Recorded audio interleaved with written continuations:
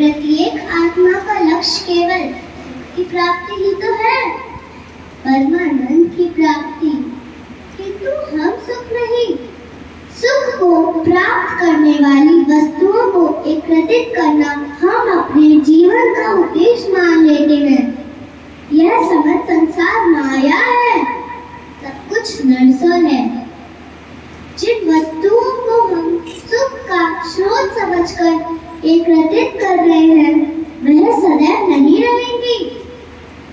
जो व्यक्ति सत्य को जानते हुए भी लोभ का परित्याग नहीं करते, वह सदैव इन्हें खोने के भय में जीते हैं।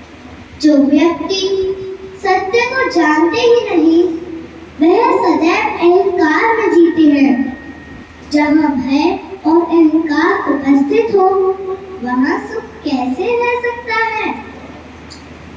किसी को यह दुख है कि उसके पास कुछ भी नहीं है, और जिसके पास सब कुछ है, उसे यह दुख है कि पाने को कुछ शेष नहीं है।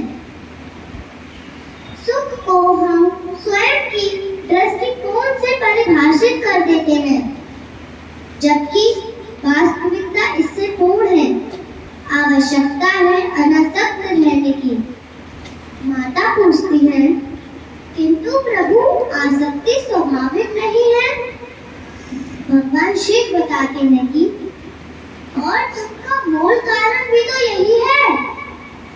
आसक्ति हमारे मन की शांति को छीन लेती है, उसे भंग कर देती है, हमारी बुद्धि को स्थिर नहीं रहने देती, उसे चंचल बना देती है। आसक्ति से प्रमाद की उत्पत्ति होती है। प्रमाद मद होता है और मद अहंकार का स्रोत है, अर्थात आसक्ति अशुद्धता में परिवर्तित हो जाती है, इसलिए अनावश्यक है।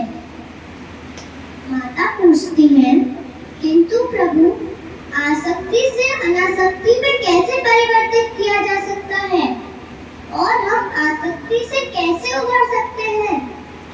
भगवान शिव बताते हैं कि आसक्ति से मुक्त होना ही अनासक्ति है।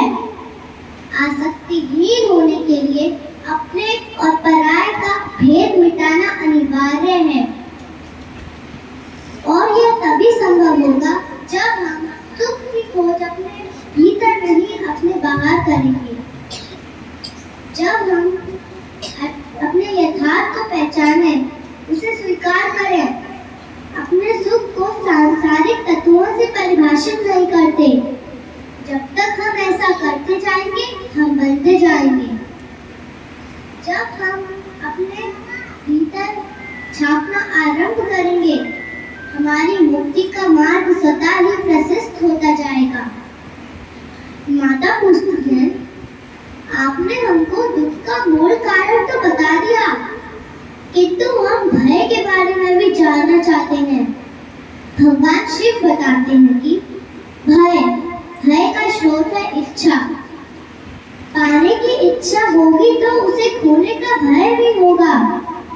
यदि जीवित रहने की इच्छा है, तो मृत्यु का भय भी अवश्य है। केवल मनुष्य ही नहीं, देवता गंधर्व सभी इस भय से ग्रसित हैं, क्योंकि इच्छाओं से मुक्त कोई भी नहीं।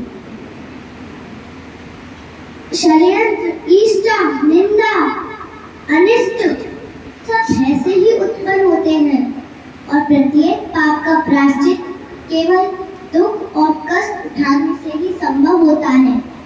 इसलिए भय भी अंत में दुख का मूल कारण बन जाता है। बोलो ओम नमः शिवाय। मैं अपनी वाणी को विराम देती हूँ। मेरे काव्य पाठ में कोई गलती हो गई हो तो उसको माफ कर देना। हर हर महादेव।